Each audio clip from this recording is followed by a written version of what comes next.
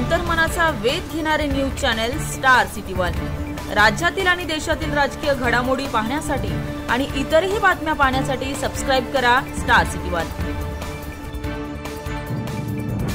महाराष्ट्रामध्ये कधी पाहिलं नव्हतं। इतक्या वर्षामध्ये इतकी वर्ष तुम्ही पाहिलं नसेल।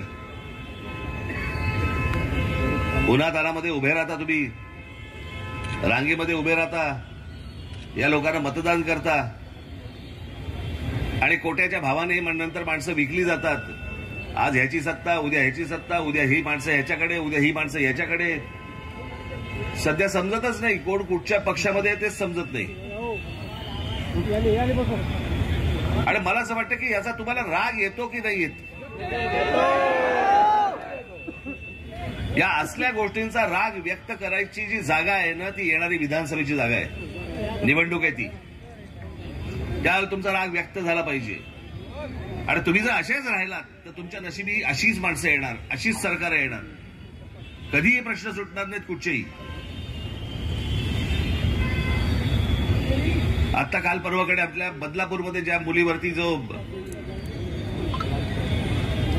शारीरिक अत्याचार झाले, बलात्काराचा प्रयत्न झाला, आज एक घटना महाराष्ट्र नवनिर्माण सेनेच्या आमच्या महिला सेनेने ती बाहेर काढली गोष्ट। तेव्हा लोकांना कळली, तोपर्यंत दाबून ठेवली होती गोष्ट।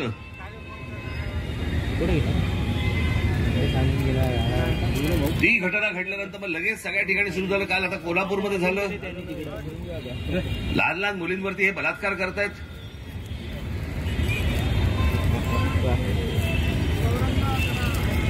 हा माणूस आज पाहिजे होता। आज ही महाशक्ती जी आहे ना, ही आज पाहिजे होती।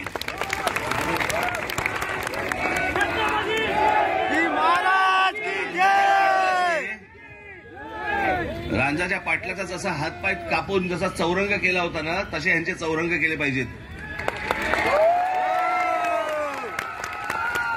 आमच्या मुली शाळेमध्ये पाठवायच्या आणि शाळेमध्ये पाठवल्यानंतर कालच मी त्या आश्रम शाळेमध्ये गेलो।